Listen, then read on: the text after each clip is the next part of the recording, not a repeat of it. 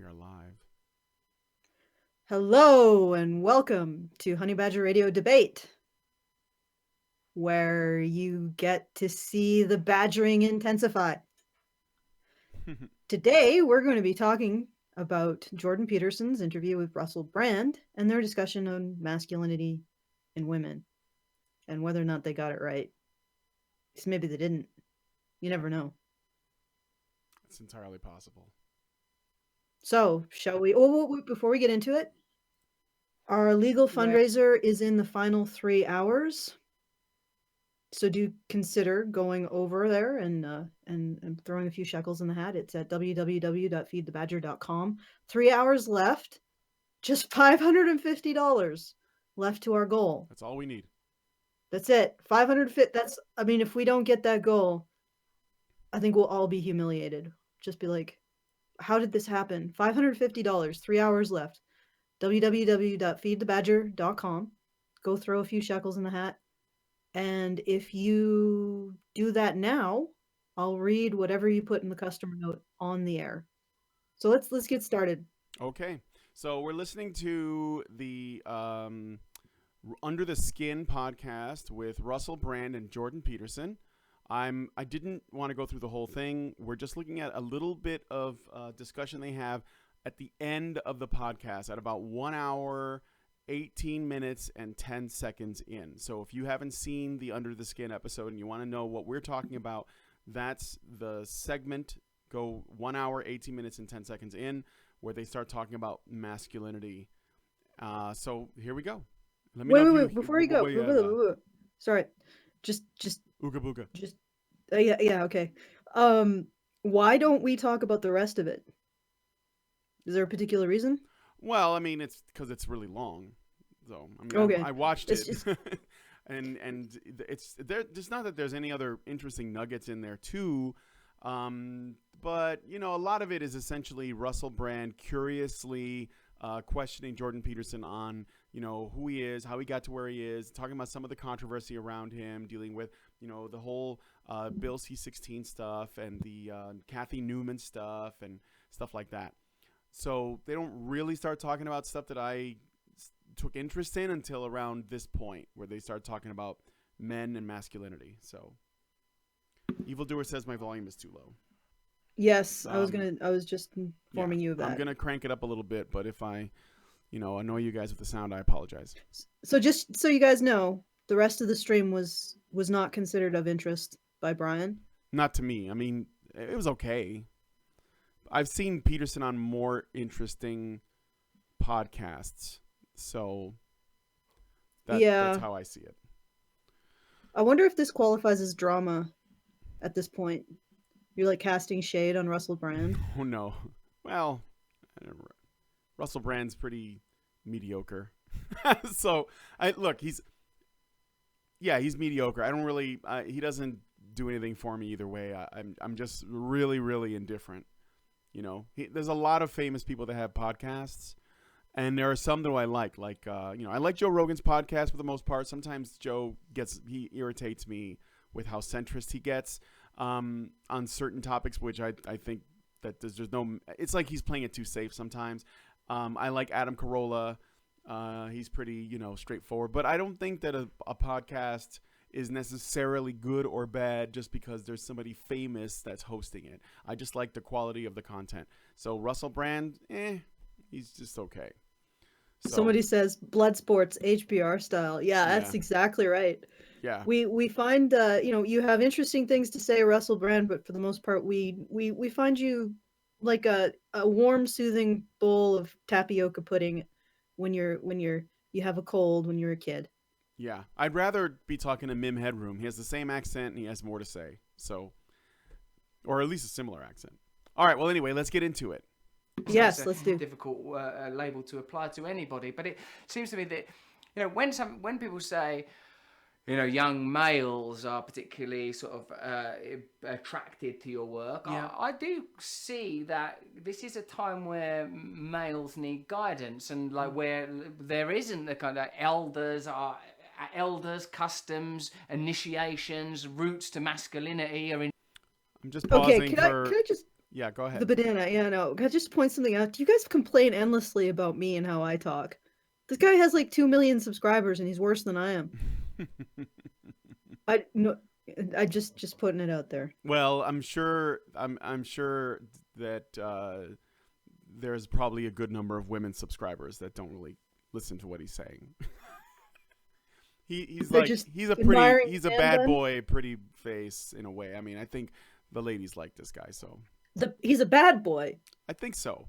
I mean, he's still got the image, despite him being kind of like a former, I guess, drug addict or something and all this other shit. But that's still, I think, part of the image. So I don't suspect it. I guess it depends on what kind of guests he gets on. And part of it is just being famous. You can just have subscribers for being famous, even though Russel Brand is known for doing a couple of comedy movies that where he was like the it guy for like half of a year or something. So yeah, Joey Jojo says, wasn't he married to Katy Perry? I know they were together for a while, but I don't really know the details because I don't give a shit about Hollywood shit. So yeah, it might be the beard and the man bun. That's what I would say. All right, moving on. In short supply, I can see that there's a real value in that. But I also feel that in this time of social contention, identity politics being part of it, and conflict, that ideas that promote unity and the immolation of those kind of boundaries, it feels to me would be particularly and especially valuable. Do you know? Well, again, but I think... Okay, I'm just pausing for the banana. Well, unity in what sense? What?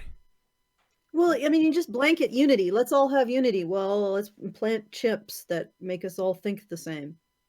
Let's all adhere to a religion that's black and white. Right. Unity isn't in of itself a value, but I guess it could be if it's a good kind of unity, if it's a sense of shared purpose, a desire to strive together to build something great. I'm just putting that out there. It's also because it's kind of a bumper sticker statement to just be like, what we should all be united or have like a shared identity. That, and it's like those people that say there's only one race, the human race, man. And it's like, well, yeah, that's really nice, and I can see that you're morally superior to everyone around you, but we're talking about serious issues here. So I don't know what I can do with that statement, that general, I don't know, empty bit of feel good word salad, essentially, which I don't know. I don't really. Yeah, unity is nice. Well, I don't know what it means, And also, where is he getting? No, let's listen a little bit further. Oh, sure. Because I want to see where he's coming from. Well, here's Peterson's response to it, I think. So I think the right way to do that is to concentrate on the individual. And so let me answer that in two ways. The first issue is that it isn't self-evident that the reason that what I've been talking about has been attractive to young men, that might be like a fluke. Okay. I'm just so. Go ahead. Is Russel Brand essentially going off on the Kathy Newman angle of discussion in which Jordan Peterson, because his audience is mostly young men, is somehow being divisive?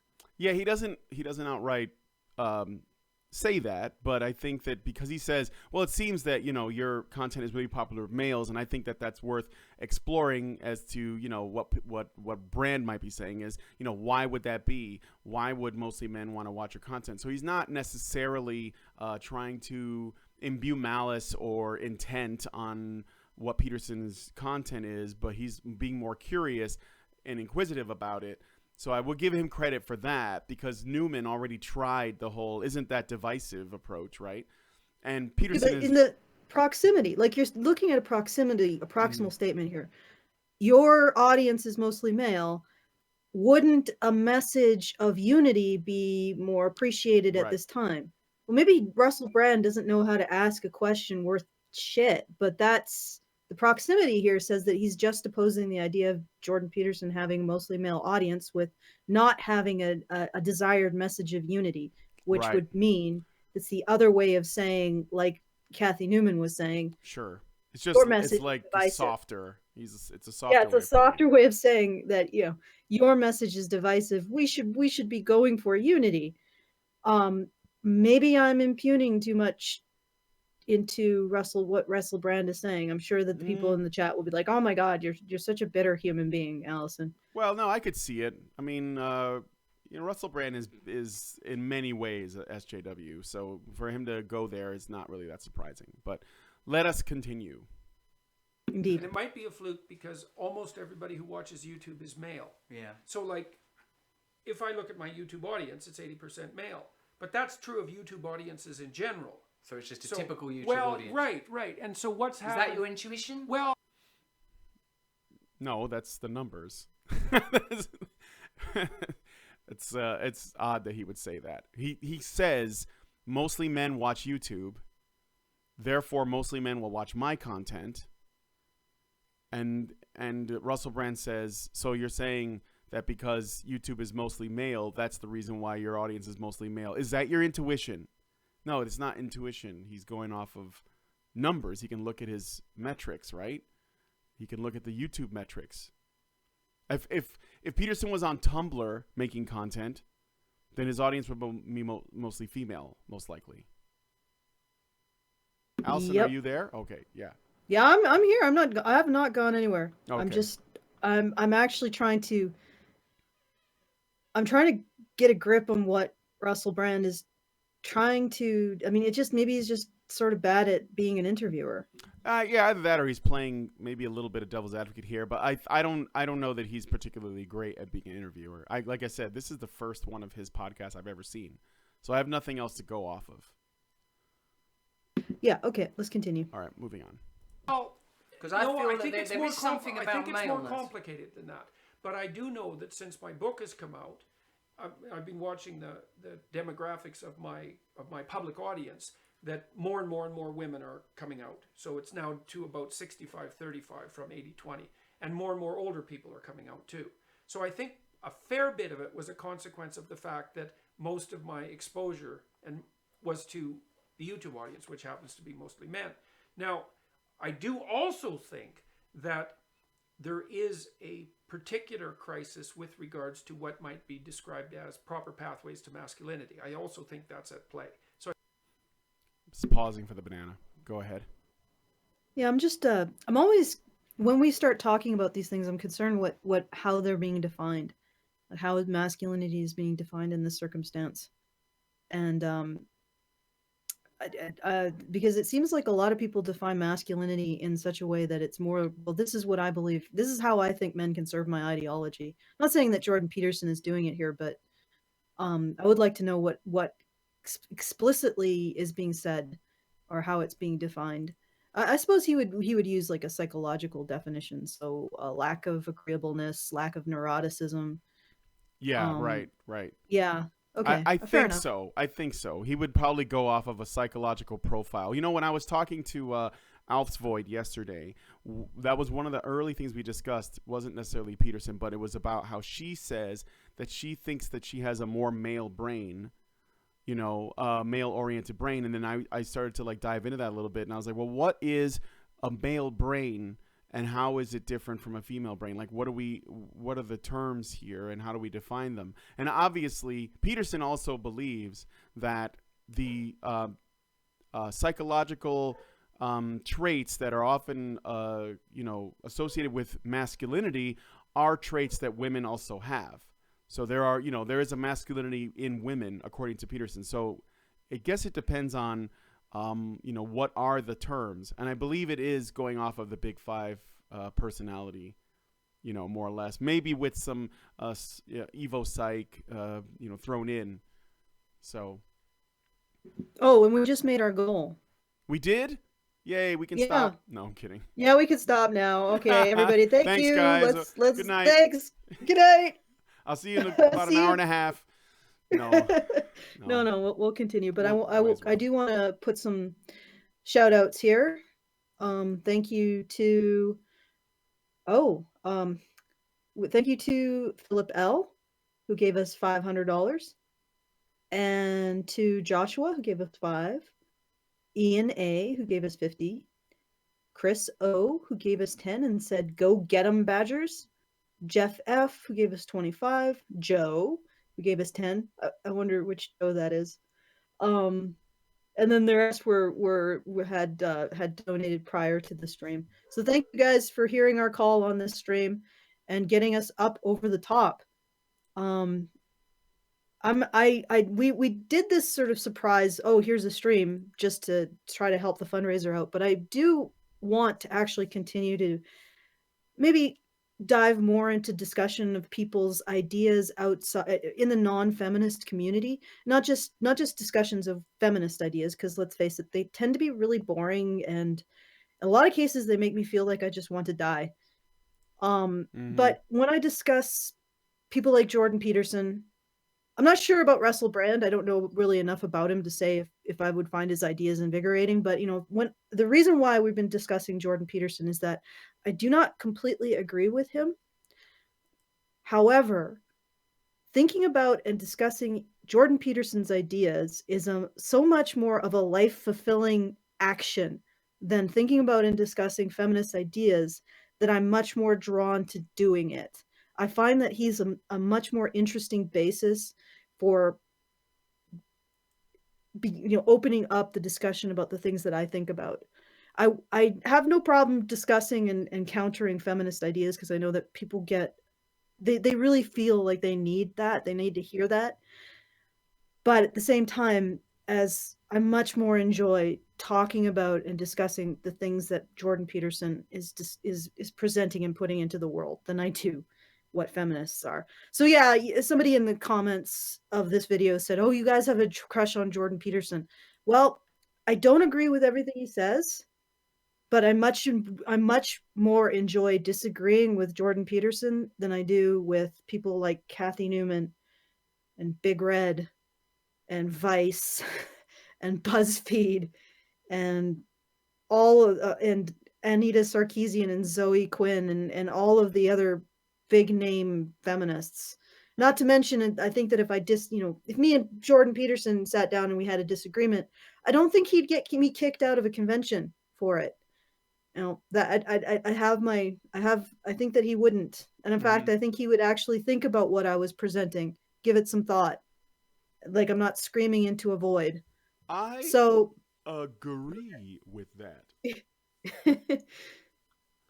So I find it a lot more fun to discuss what Jordan has to say, or Professor Peterson has to say, than anyone in the feminist camp or the social justice warrior camp.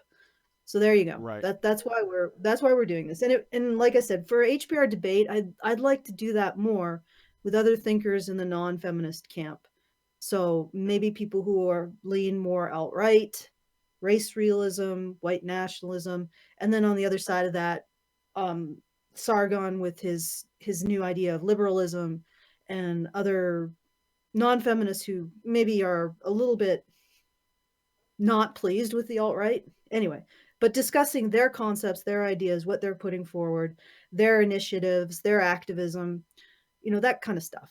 And for me, it's a more invigorating discussion. It's less salty, less bitter, less acrimonious discussion as the one that seems to be taking place between the non-feminists and the social justice warriors.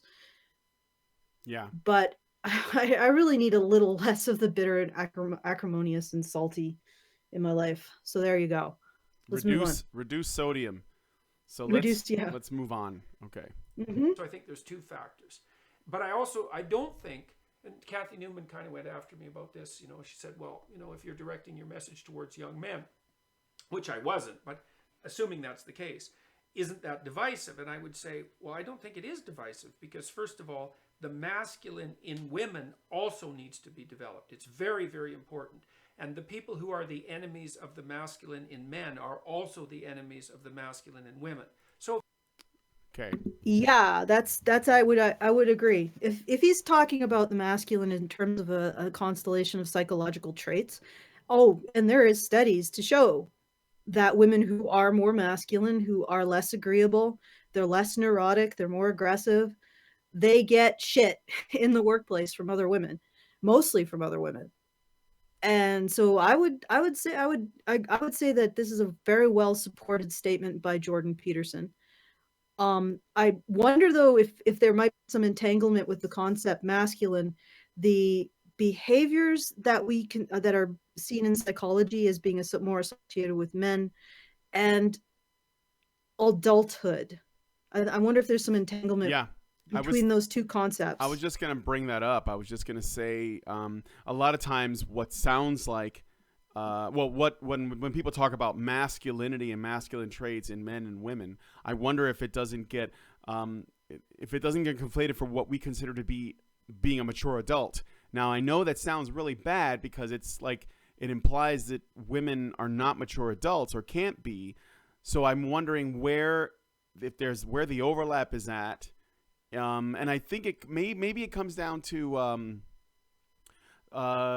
the ability of men, essentially the ability of people to delay gratification, to make personal sacrifices, to exhibit things like patience and other traits that we consider to be mature, but maybe they're not inherently. Well, they're clearly not inherently masculine. But do you just see what I'm saying? I think that's where it gets a little bit. Well, since I've watched this entire segment of this podcast, and I know they get a little bit more into what some people might consider woo concepts like Jung and spiritualism and stuff. I might actually open up the floor to talk about those things because I'm not actually against spiritual beliefs or spiritual concepts. I'm not actually an atheist, and I'm not actually an agnostic. I have a belief in deity, but I just don't usually talk about it because it's not really on topic for the channel that we're part of. And furthermore, I don't want to alienate people or make them think that, like make them have to make a choice about all of that. But I'm perfectly comfortable discussing these kind of spiritual concepts. I would say that, and I'm going to go two places with this: mythology and spiritualism. And I'll go for mythology first, since it's the less controversial aspect. In mythology, there is a particular type of strength that is generally embodied by archetypal female figures, and that strength is the strength to endure. The princess character who endures her imprisonment in the tower, or another character, or the milkmaid who goes on her journey, and she's not actually capable of directly fighting against the villain or the villainess, but she's able to endure anything that the villain or villainess throws at her. And through the process of enduring this bravely and being courageous in enduring it, she gains allies who help her then defeat the evil. And this is a really common trope. So this idea in history that female adulthood and female strength was in being able to endure what was unendurable, and then in enduring, gain the admiration of others to help fight back against villains that weren't necessarily strong enough to fight back alone. And that was seen as more of a feminine strength. And it is also, it's a situation where it's enduring. So it's not a direct confrontation. It's an enduring of difficult or painful circumstances till you can actually turn them around. Right. That was seen as a feminine power. And it is an aspect of adulthood. Sometimes you can't directly confront the circumstances that you find yourself in. You have to wait till the moment that you can confront them. And that requires discipline, and it requires patience, both of which are features of adulthood. And that, I would say, would be like a feminine form of adulthood, the kind of disciplined endurance of things that you can't overcome immediately, and you may have to slowly build the ability to overcome. Disciplined endurance and patience. And that was definitely seen as a female form of agency in a lot of the mythologies. Is that sorry? No, I was just going to ask, is that related to, because there's a female hero archetype that Peterson talks about a lot. It's the Belle, the Beauty and the Beast. She, tames the man, as it were, or she civilizes the man. That's what it is. She civilizes the man. Actually, in the original myth of Belle and Beauty and the Beast, she wasn't really a civilizing influence so much as she had to see through the physical ugliness into the goodness within. So there wasn't, like, in the original mythology, the quote unquote beast wasn't actually an asshole. He was just a guy who was in an unfortunate circumstance, and she had to see through the ugliness. So the new Disney version, the Disney-fied version is you're right. It is that idea that the pure soul of the woman purifies the man of his evil. I'm not in actual mythology, that wasn't as common, I think, a trope. The presentation of women as, in fact, I would consider that to be more of a passive aspect. This idea that women their passive goodness purifies men. Although I guess in the Disney myth or the Disney version, Belle isn't completely passive. Whereas this archetype that I'm talking about, the woman doesn't necessarily purify the villain or the villainess. She endures. Yeah. So it seems passive, but it's actually something that is active, but in a very internal sense. Yeah, because it's a choice, right? She could run. Yeah, she could run or submit, but she doesn't. So it seems like it's a passive endurance, but it's actually active, because you always have the ability to submit or to run away from the circumstance. So you're choosing to keep yourself in a situation where you have a threat of death, you have a threat of being harmed, and you're uncomfortable, and you're choosing to do so because you are defying evil. Now I think that's very different than maybe what Belle did, because Belle was seen as purifying beast. And like I said, that's not in the original myth as much.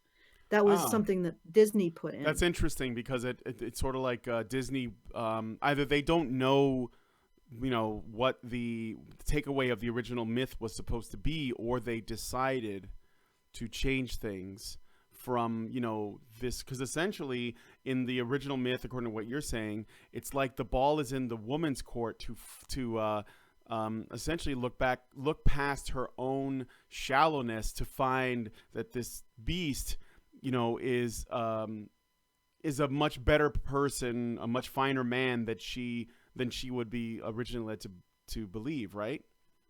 So it's like more on her. But in the Disney version, it's more like, the beast is the fortunate one because she's going to fix him, essentially. Yeah, that's I think getting more into modern notions of women as like the as moral, and I guess it's not completely modern, but it's a lot more explicit, I guess, in the modern context, that women morally purify men.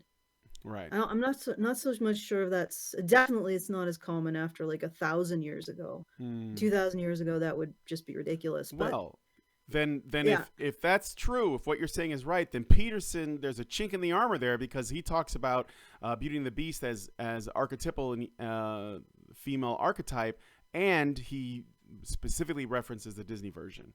So it's the first chink in the armor. How many people are we? How many subs are we going to lose now? How many subs? Oh my God. Well, kidding. I mean, the thing is that he might have an argument that the Disney version is actually consistent with the mythological version. I just don't, from my interpretation of the mythological version, I don't think that particular aspect is consistent, and I don't think it's really related to female power. I think that idea, this mythological idea of the girl who can endure, is that kind of female power. And there's another aspect to it too. The other thing that I see that women have, an ability that women have that men sort of don't seem to have as much, is that they think in sort of a matrix. So they can have a whole bunch of different inputs into a system, and they can see how all of those inputs will change that system to their desired outcome.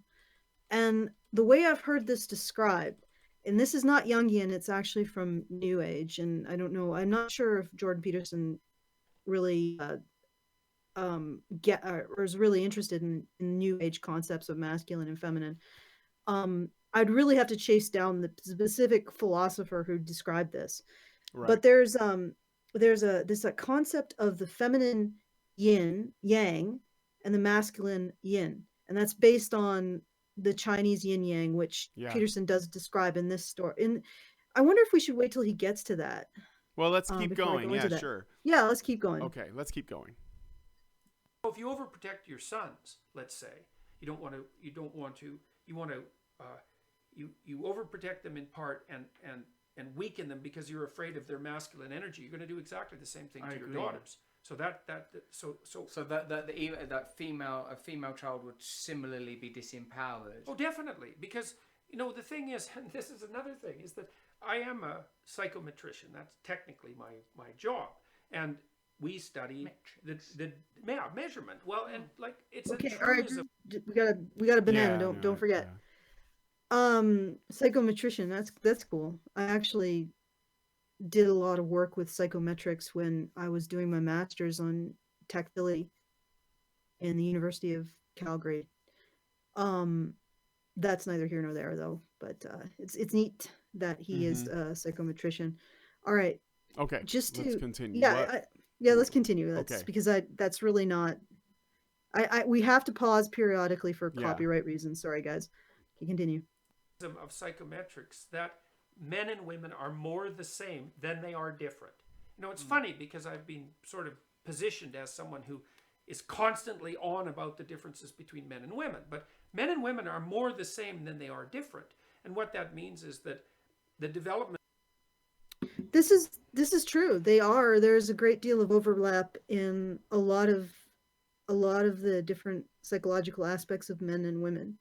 We are Parabonders, so our goals actually align pretty solidly in terms of our evolution.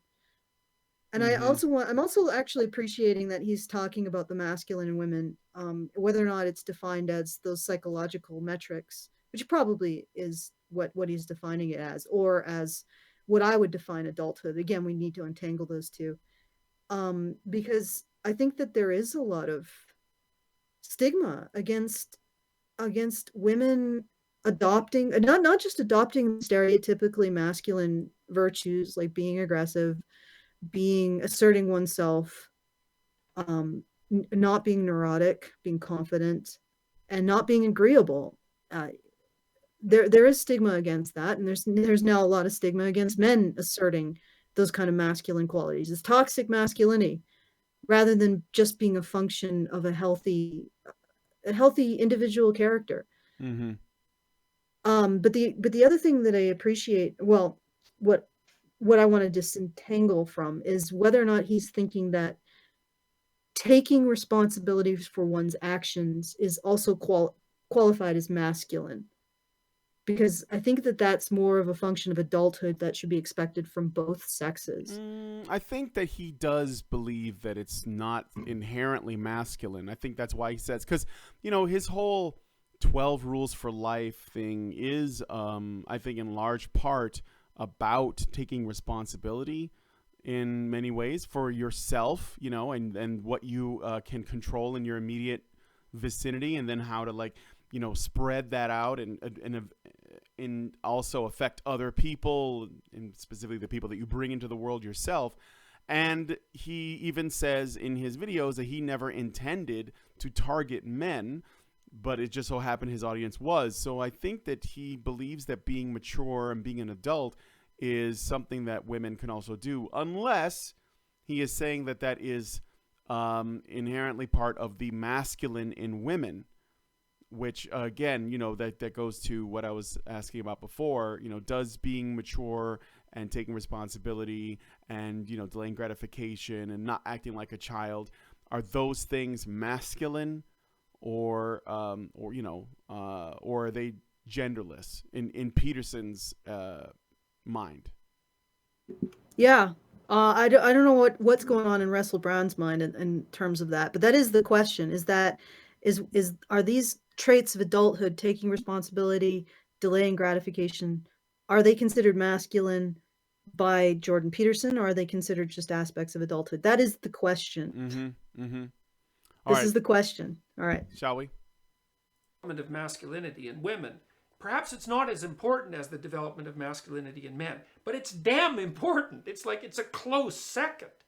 And so if people are pushing down masculinity as a virtuous mode of being, then it has a detrimental effect on both sexes. Everybody. I agree with this.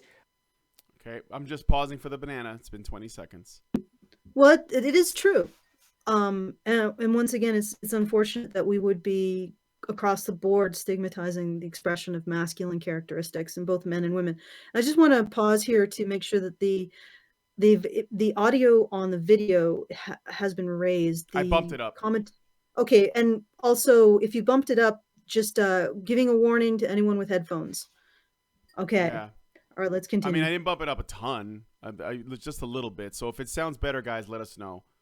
I'm just trying to like make it to where the video isn't too much louder than us, and it's also not like fucking us up. Like it was a little loud for Allison before, so I lowered it a little bit. So okay, here we go.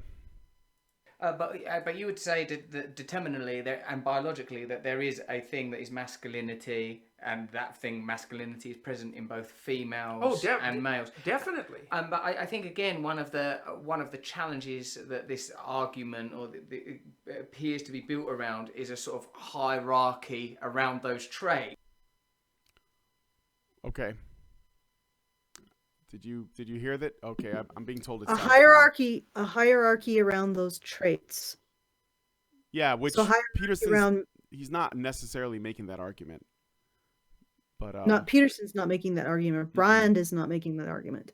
No, Brand is thinking that what Peterson is suggesting by saying, if we want to help masculinity, we should, because it's good for both men and women, even though it would likely benefit men more because they are masculine, and but it would also be helpful to women because they're a close second. I mean, you would say that they are the closest second because it's just men and women that we're talking about here. And then Brand is saying, doesn't this create something of a hierarchy, which I think that he has he may take issue with, which is essentially that masculinity is something that needs focus more, so therefore it's putting women second, and we probably shouldn't do that. I think that's what Brand is saying.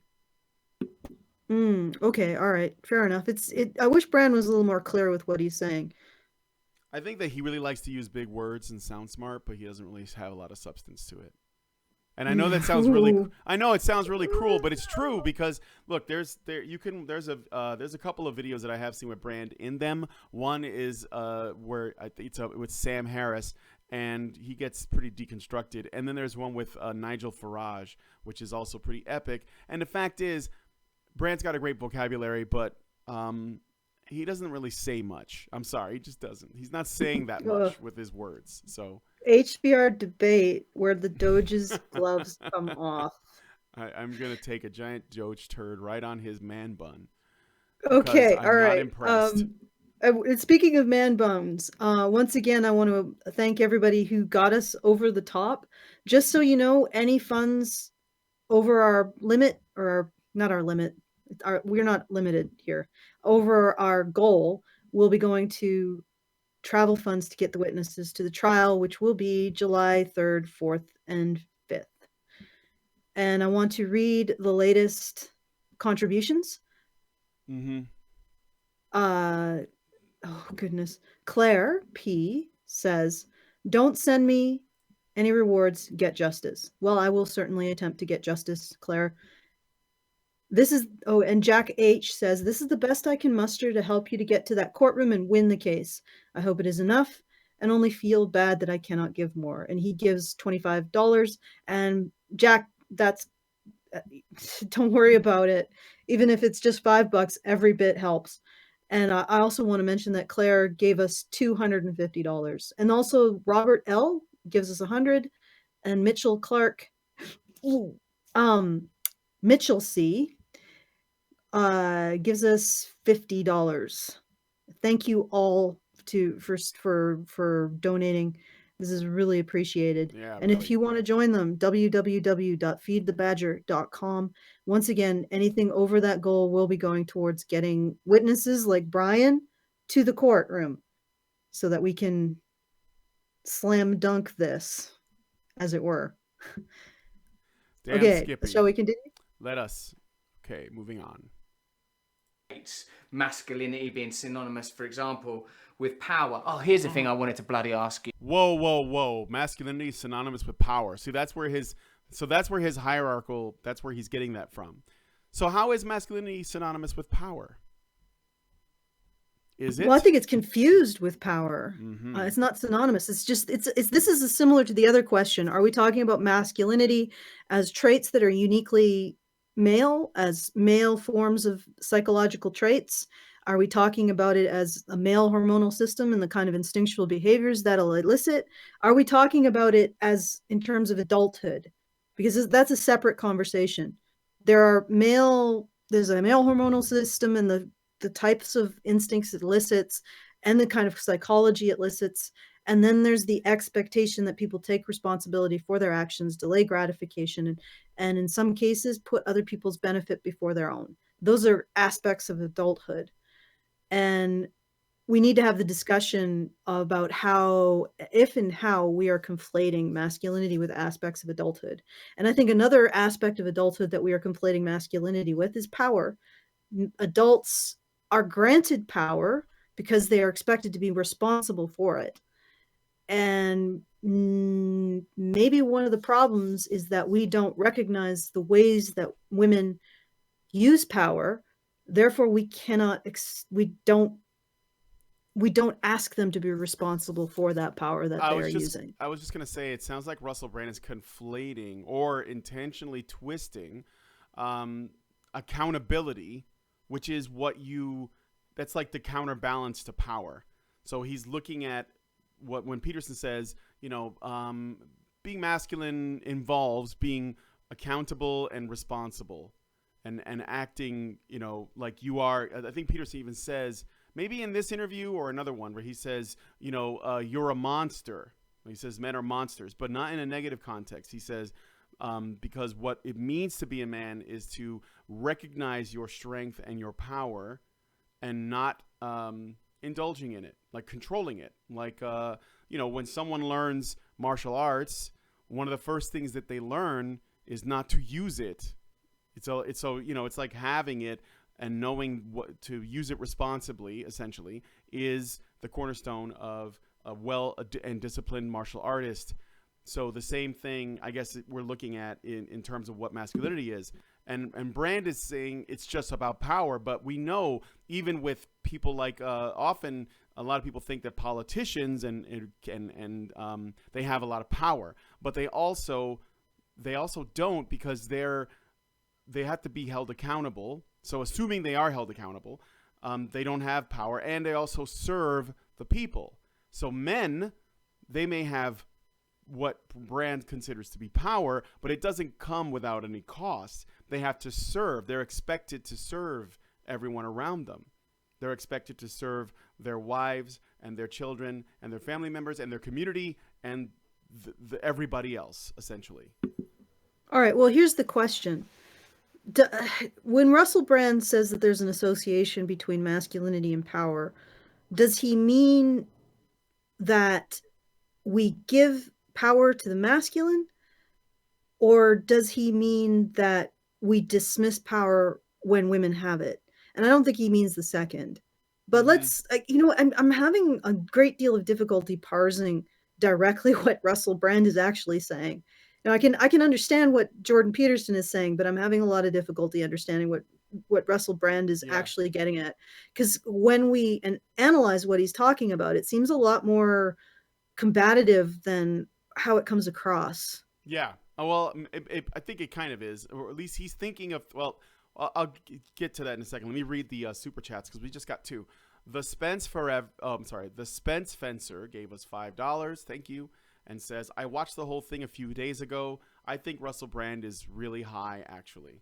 Well, maybe, but I understand that he's like quitting or quit or something, but it's entirely possible.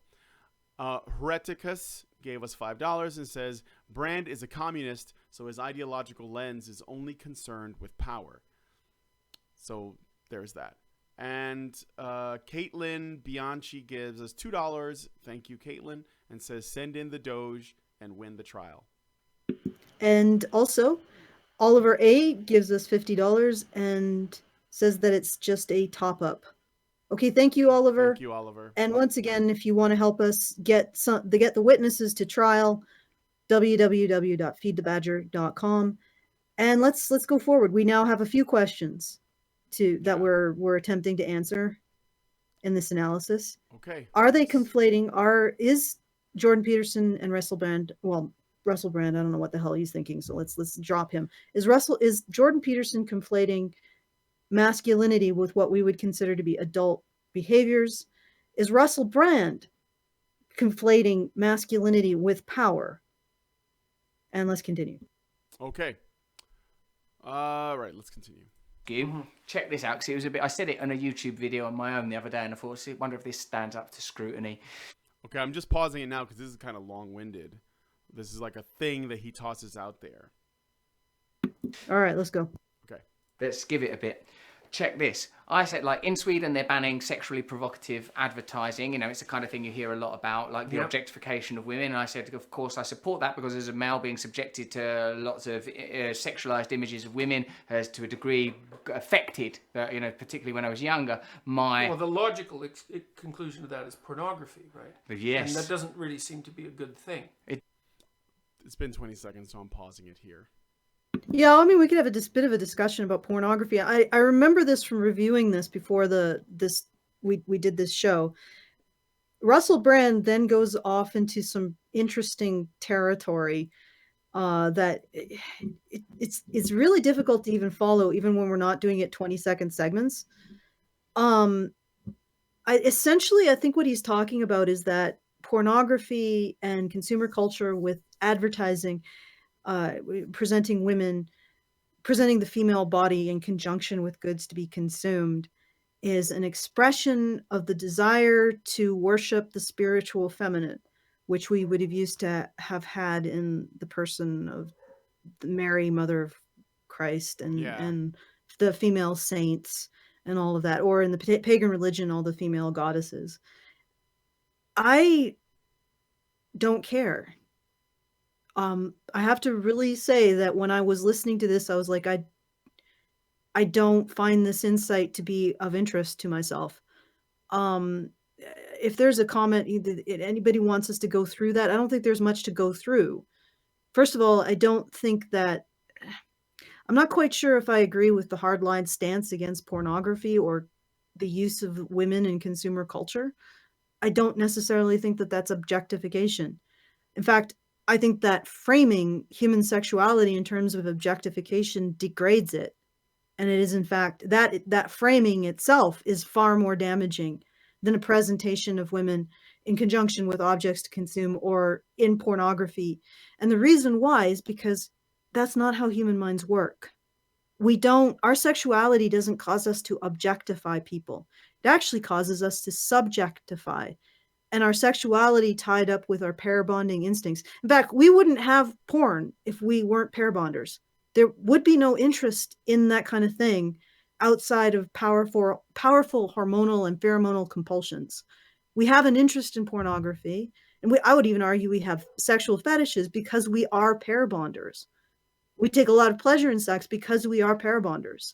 And because we are parabonders, our sexual urges are actually... And we're parabonders of a type that have lost that kind of hormonal compulsion, that cyclical hormonal compulsion every year to mate. Our sexuality, because we lost all that, is very abstract. When we look at the way that animals express their sexuality, it's concrete. You squirt out some pheromones, you get screwed, or you screw, and that's it. But our sexuality is much more about theory of mind. We base our sexual attraction on being attractive, in part. You can see that in studies of how the male brain responds to images of women, of attractive women. If the attractive woman is looking away, There's no shot of dopamine. It's only when she's looking at the man, supposedly, looking at the viewer of the photograph, that there's a shot of dopamine going through the male brain. So it's not just consuming women as these passive receptacles, these passive holes. It is seeing them as others, as subjects who have their own mental states, and responding to signals that an attractive woman desires you. So you're actually responding, men are actually responding to subjectivity in a woman. And to say all of that, to remove all of that and say it's objectifying, is crass and degrading of our sexuality, because our sexuality is so complex, so abstract, and so about theory of mind. If you took theory of mind away, if you took our understanding of each other as having our own subjectivity, having our own experiences, having our own desires, if you took all of that away, human beings wouldn't have a sexuality, because we'd have nothing left to rely on. We don't eject a lot of pheromones into the atmosphere anymore. We don't do that. Almost all of our sexuality is about theory of mind. And what a surprise. The animal, the species whose sexuality is driven by theory of mind has the most complicated theory of mind on the planet. Who would have thought? So right there, I don't even want to entertain the discussion about human sexuality being about objectifying people, because that is degrading. It's nonsense. It's not supported. And I think I think they should really reconsider. I don't know how much Jordan Peterson dislikes pornography, and if it's a personal decision or if it's something he counsels other young men. I mean, there may be some reasons why you might want to avoid it or limit it or whatever. That's a personal choice.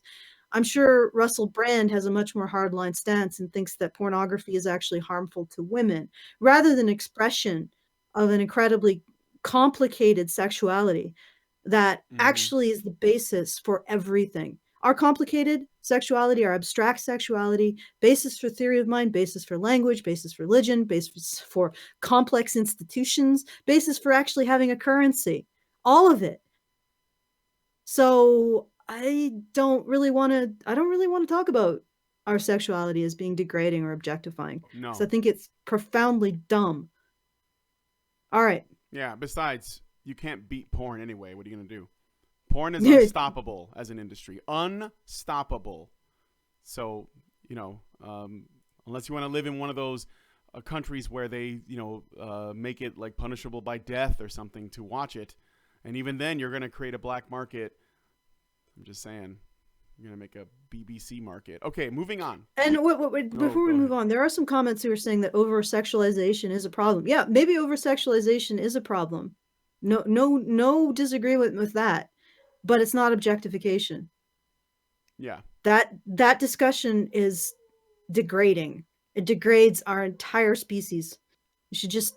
Do you think that pornography is degrading, or sexualized displays and advertising is degrading? The entire conversation around sexuality being objectifying degrades us. It diminishes us. It makes us base and ugly as a species, and it is wrong on so many levels. Okay, so before I continue, I got some super chats from someone named Chris Stewart. He gave us 3 super chats, so $20 so far. So I should read those. Chris Stewart gives us $5 and says, "Hey, Brian is here. Let's see if I can go a stream without sending a superheat that confuse him. Seriously, every time." Okay. I think what he's trying to say is, let me see if I can go on a stream, a full stream, without sending a super chat that confuses him. So I had to parse through that a little bit, but I'm not confused. Then he gives us another $10 and says, "So this is a question for Saison." I think he means Alison. "Do you think that the word patriarchy can ever be used with any legitimacy? That is, little p patriarchy versus patriarchy TM." I would say, little p patriarchy is just an observation. For the most part, men occupy positions of presumed like public authority and power in most of the world. That's not really an observation. Is just an observation. The problem with big P patriarchy is that there is something tied to that observation. And what's tied to that observation is that men occupy the positions of overt authority around the world and use those positions for the benefit of themselves and other men. That is completely unproven. Not only is patriarchy theory unproven, but every time that I've seen feminists attempt to use it in a predictive manner, so use it as a scientific theory is supposed to be used. Scientific theories are supposed to be able to predict things. And every time I've seen feminists engage in an experimental situation where they test the predictive power of patriarchal theory, it's failed. It's flat on its face, bad. So it's not even really a theory because it doesn't predict anything and has been proven to have no explanatory or predictive power. So it's more of a conjecture. And it's completely false. Of course, I'm not going to believe in something that has been shown to have no predictive power and has no explanatory power, and thus has no explanatory power. So big P patriarchy theory should be really called patriarchy conjecture. It's bullshit. But the idea that, or the observation that men occupy positions of authority, that's just an observation. Can't deny an observation. What about, so is that little p patriarchy? Yes, little p patriarchy. And the other thing is that when you look at little p patriarchy, you also have to observe that women occupy positions of greater safety, security, and provision than men. So, especially where small p patriarchy is most prevalent. So you'll see in cultures where men are expected to exercise authority over their families, expected to exercise authority over women, they also tend to die significantly more often and have greater burdens of protection over those women and protection and provision. So it's not, the problem is that patriarchy theory once again says that men are in power, therefore they're using that power to benefit themselves and other men.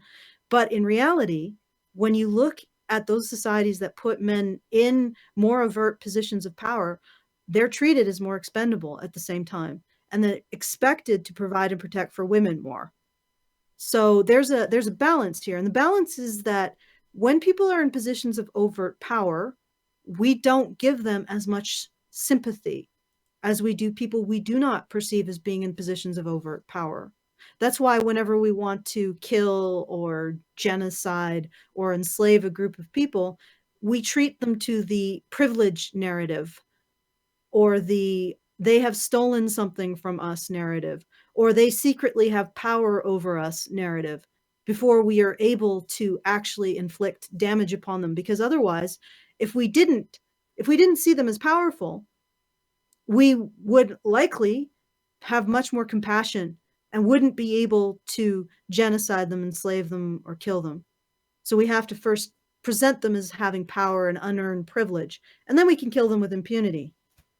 Okay. So I hope Here's that another super chat. answers your questions. And one last super chat by Chris Stewart again for $5. He says, so kinksters who use the term objectify and treat me like a sex object master are doing it wrong.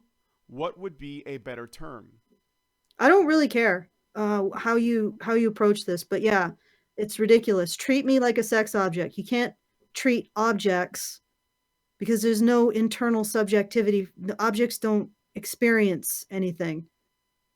So in a BDSM, which is pretty much all about, I assume, the submissive's experience, saying that the submissive is an object is a little bit ridiculous, but that's play. Yeah, it's so usually, is dressing up as they're like a goth Lolita. You know, it's usually an agreement that they make too. It's not like someone's literally living in a dungeon someplace. You know. I mean, I don't think you need to be logically consistent when you're having sex with someone. There are places where logic and reason does not apply. All right, can we continue? Yes, let's do this. All right, so he's going to explain his little theory.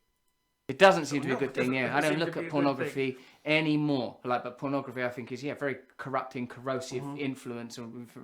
For me personally, it's not something I want to be involved in. I said this. Check this. Yep. I goes, I feel the use of the female in advertising and commodification in general is the perverted desire to worship the feminine.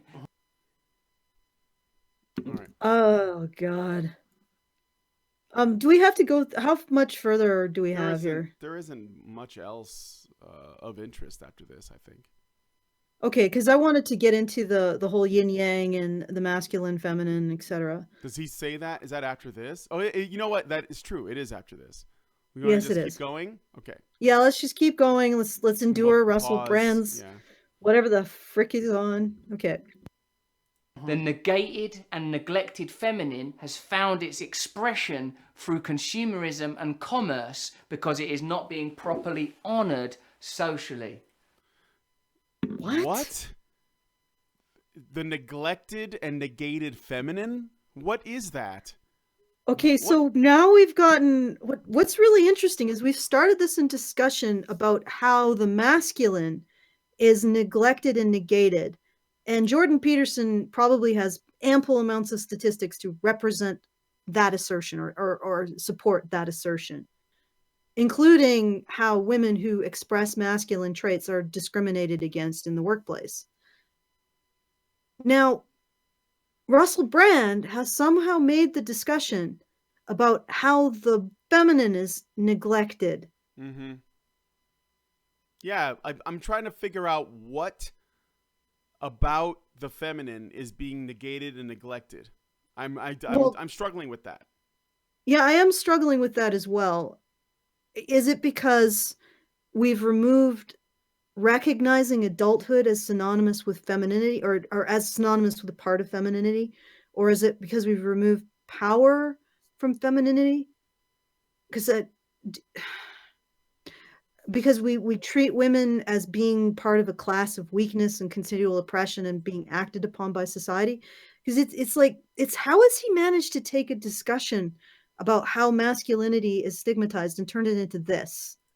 Like, does anybody else get the feeling that Russel Brand is basically Kathy Newman, except extremely passively?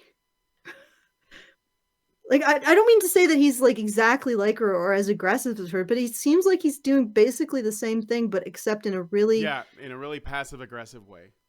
In a really passive, Well, not even aggressive, just really passive way. It's like, yes, I hear your conversation about how men are subject to discrimination and also masculinity is being stigmatized in men and women, but let us talk now. Dun, da, da, da, da, da, da, da. Let us talk about how it's actually femininity that is stigmatized and neglected, and it's like, this is wait. Yeah. Can we back up a bit here? How did you just smooth? How He just did you slid just in flop there, like, your way? yeah. You just sort of like oozed your way back into that, and without even.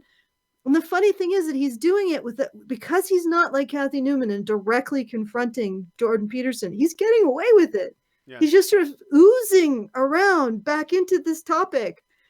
He's dragging Peterson into the womb.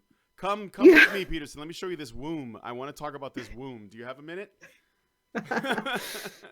Yeah, let's find, and maybe that's why I'm just not interested in it, because I really want to go back to the stigmatization of the masculine and whether or not Jordan Peterson is actually referring to adult behaviors and when he also referring to adult behaviors when he refers to masculinity. But let's continue. Let's all right. Finish. Let's continue watching Russel Brand slowly swallow Jordan Peterson into the womb. Yes, as he drags him into the womb with him. Come into my mother's womb, and we will discuss this further.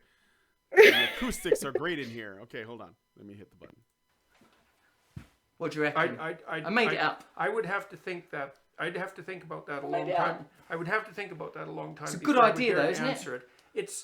It's an idea worth thinking about for a while. Like.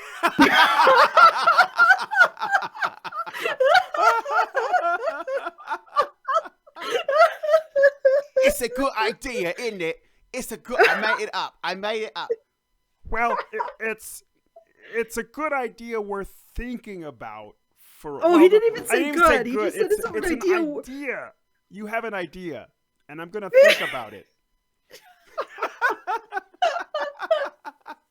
Oh my fucking god! It really combusts the cashews. It really- My cashews, they're just rustling now.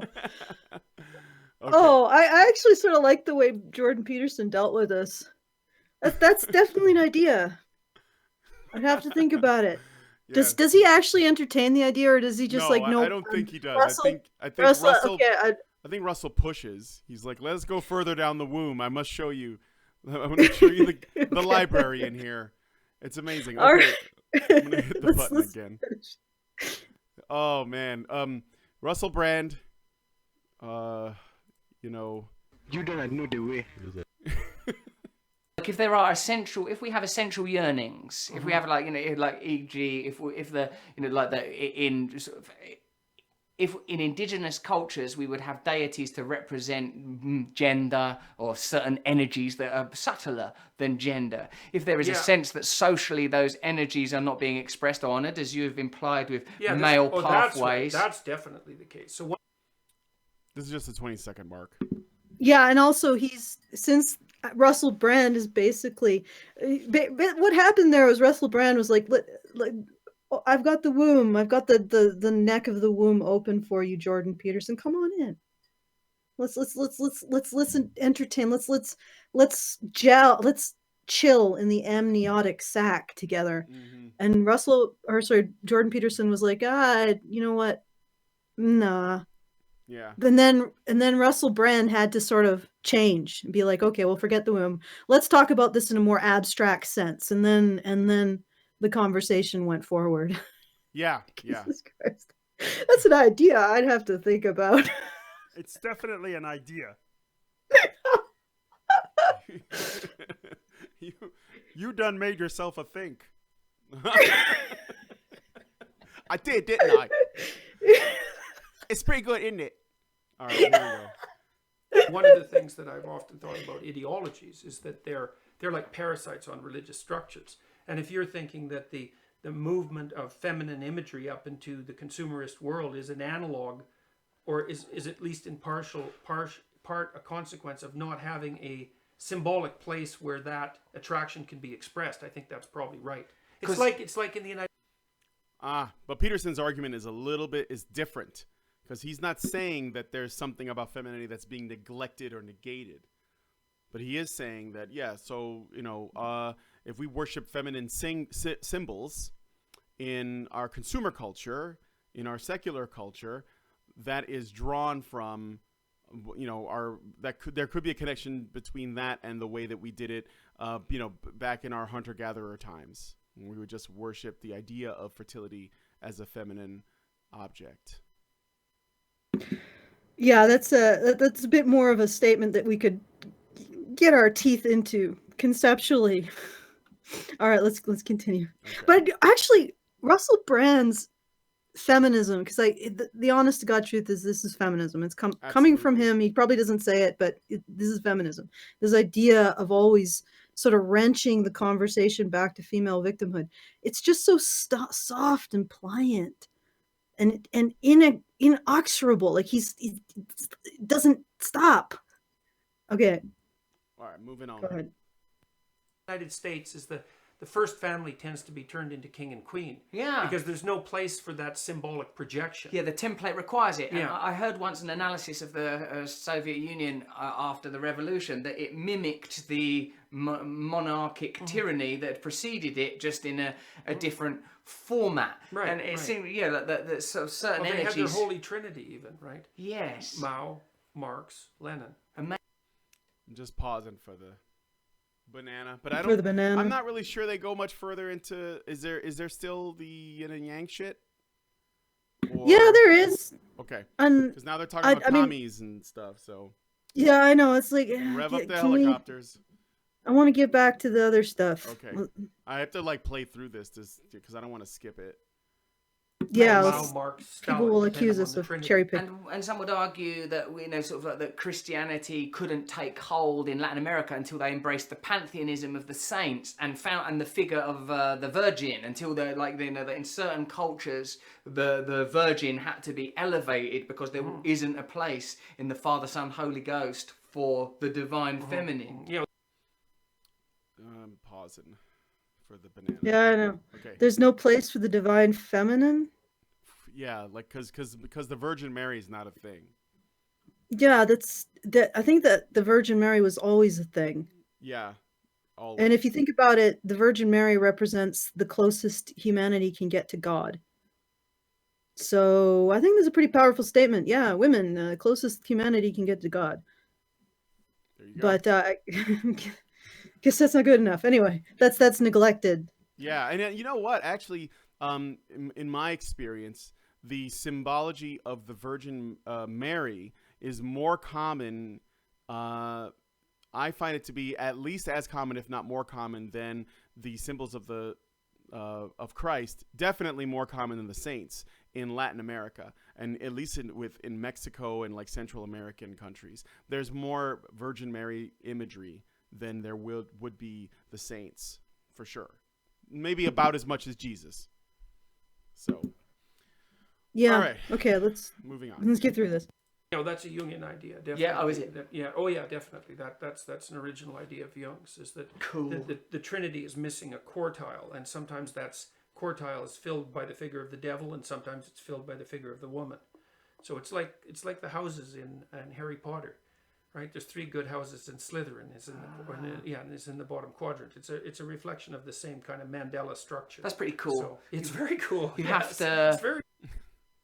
All right, just pausing for the banana. I guess my criteria for cool is a bit different. Yeah. Well, I think Russell Brand is easily impressed. there I Well, go no, again, throwing I just- shade. I know you're throwing shade, and But no, I guess I'm throwing a bit of shade too, but not. Peterson says it's cool too, but I think that he may have like looked far, far deeper into this stuff, and Oh, yeah. has a lot more that is basting his Brazil nuts, as it were. So than Russell Brand, who just hears it's Jungian. He's like, that's cool. All right. Anyway. Yeah. Oh man, little catty. Oh my God. Catty no. here in HBR Debate. I'm not catty. I'm being real, son. All right. I'm hitting the play button. Very cool. Have a place at the table for the serpent. You have to have a place. What That's about? what happens in Sleeping Beauty, right? In the Disney movie. They don't let in that. They don't crone. That's right. They don't invite her to the christening, and so their daughter ends up unconscious. Right? They don't let the terrible mother come to the party, so the daughter ends up unconscious. In our domestic, normal, everyday, quotidian lives, what is the terrible mother? How does that help us? Overprotection. All right. So we're back on gender. So he's talking about the parable mother, or rather the devouring mother archetype, which is the evil side of femininity, or at least one of the aspects of it. All right, so we have some more. Because I wanted to actually discuss the devouring mother archetype in context of saying that masculinity is adulthood. But before I can do that, because I have my own thoughts on this, I don't know if Russell Brand would call them cool, but they are mine, and I shall tell you. But before I do that, I want to do a shout out to Mr. 0303. He gives us $500, and he says Badger Volt. Is that how you say it? Badger Volt. Volt. Badger Volt. Volt. Badger Volt. And then Terrence P gives us $250 and says, fuck them up. Also, redonkulous.com has several novels in manuscript form. I think we're getting a shill within a shill. Is looking for artwork, and if all goes well, is looking for an artist to assist to take full control to remake as graphic novels. Okay, so I guess if you're an artist and you're interested in doing some work, go to redonkulous.com Find with a K.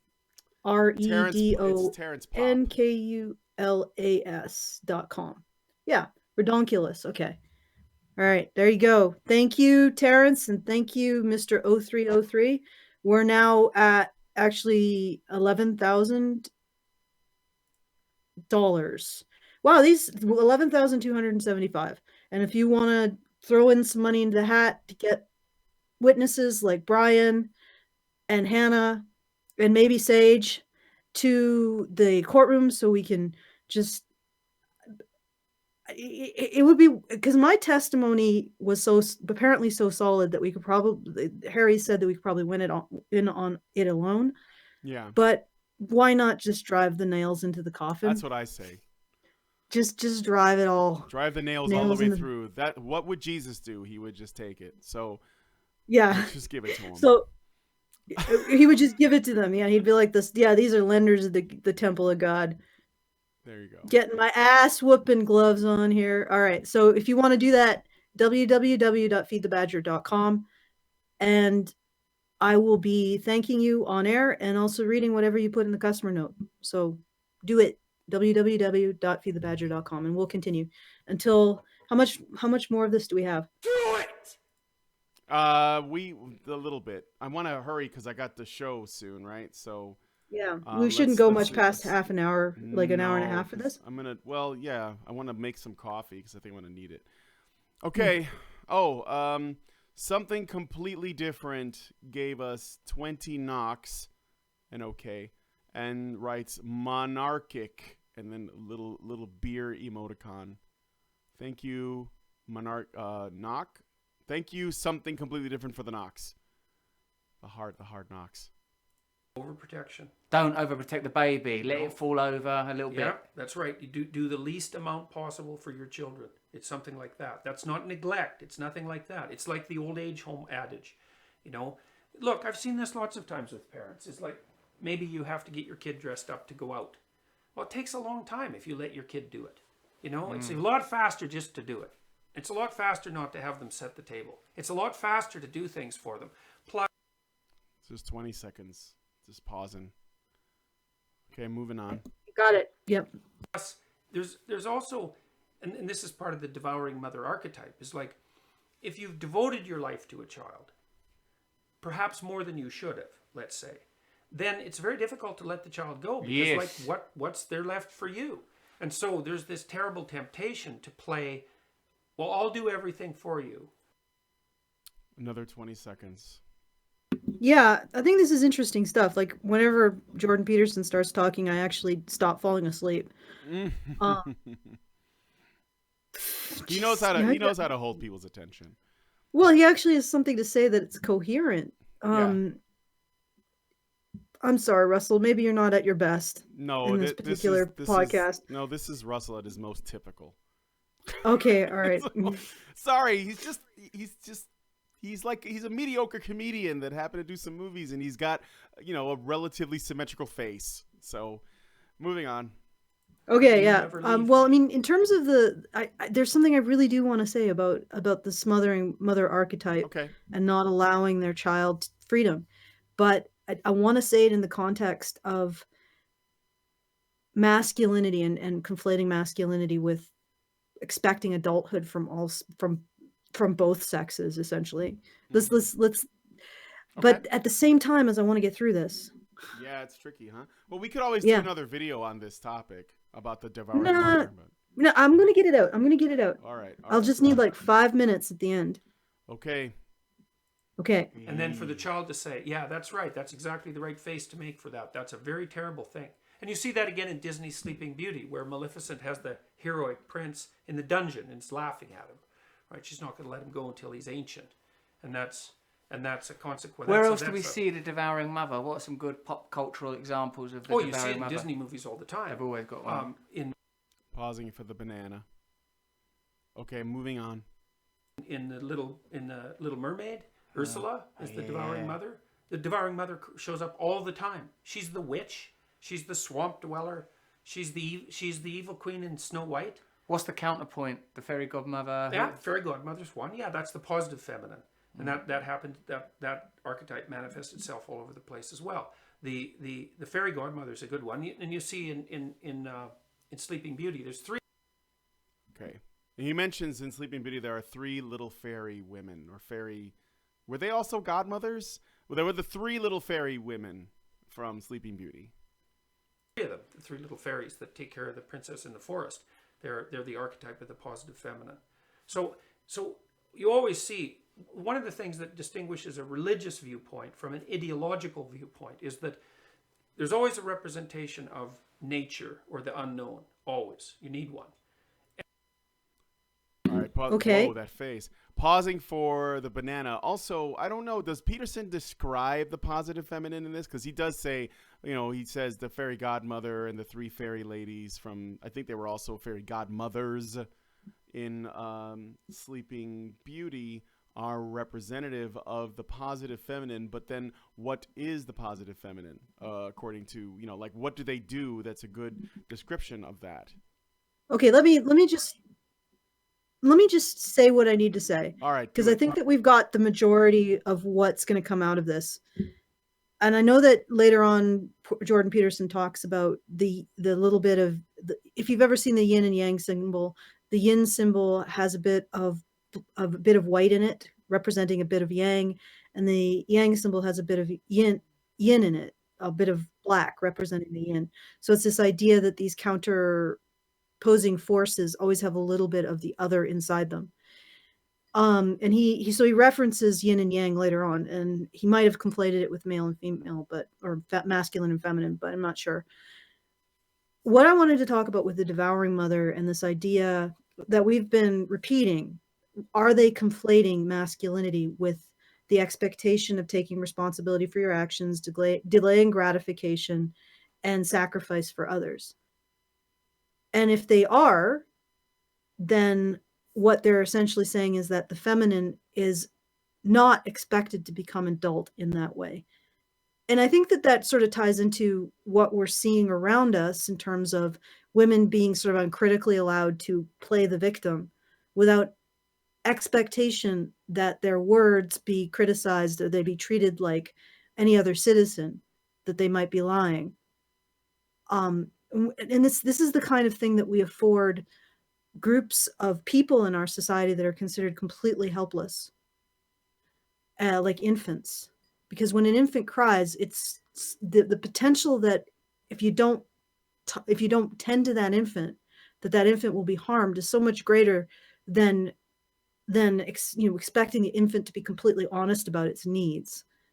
So it's this idea that women or femininity is completely centered around vulnerability, victimhood, passivity, reception, and this inertness that I think is manifesting in our society with a lack of expectation that women obtain adulthood, that obtain adult expectations of responsibility and sacrifice for society and others, and expectations of delaying gratitude, expectations that they will abide by the same rules that they expect others to abide by when things are directed at them.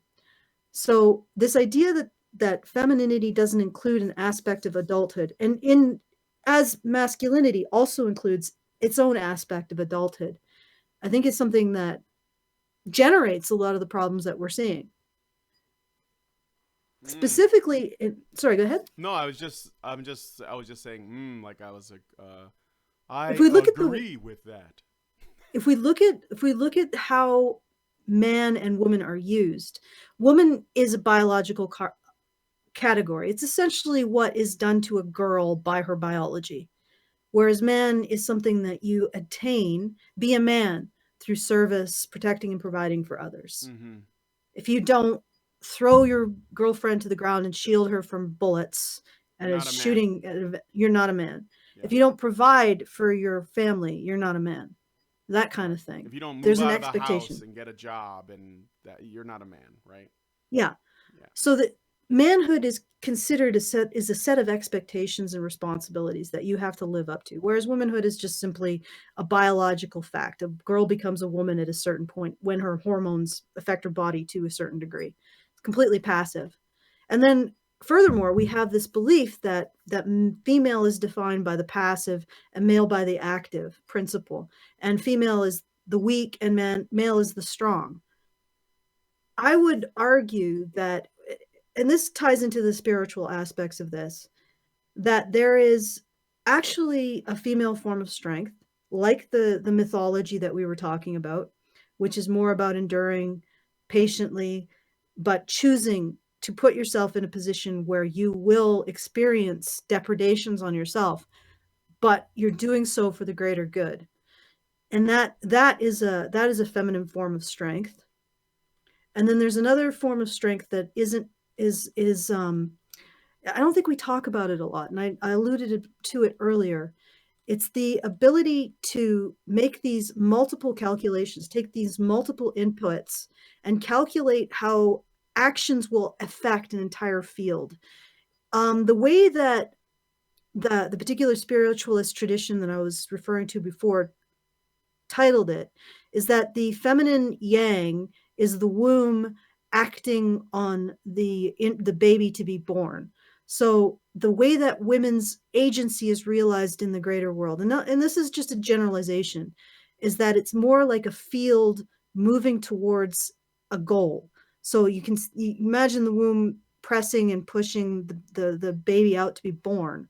Women create the circumstances that act on the object to create what they want to happen. Am I explaining that in a way that makes sense? So they change the field so that the field acts on the object in the way that they want it to, or acts on the person in the way that they want it to. It's sort of an agency that's realized through a field, and it's opposed to the masculine agency, which is realized as sort of a penetrating force. Right. It enters, it moves through, it divines the secrets. So the male action is seen as a penetrating force, and the female action is seen as a field working on an object.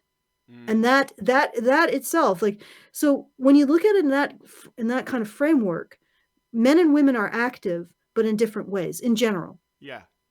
They have a power in the world, but it manifests differently if you're male or you're female. In that sense, women can be expected to take responsibility for the powers that they have by virtue of being women, of this particular kind of intellect. And it's not just a particular kind of intellect, which is this ability to take all of these different inputs, calculate them, and move them towards a particular goal. It's like matrix thinking. It's not this particular kind of intellect. It's also the fact that they have the ability to influence groups of people in ways that men can't. So they have that particular way of thinking. They have the particular form of power. And both of those things lead to a particular form of female action taking. And when you see that women have a particular form of power, and in our society, it's extremely difficult to see women's power. In traditionalist societies, they're much more aware of these kinds of things. And then you can see that men have their own particular way that they manifest power in the greater world and agency in the greater world. You can see that the idea that people be responsible for the power that they have, that they use this power for the benefit of society and others, and that they delay gratification so that they're not using what they're given, their powers that they're given as men and women, just for their own benefit.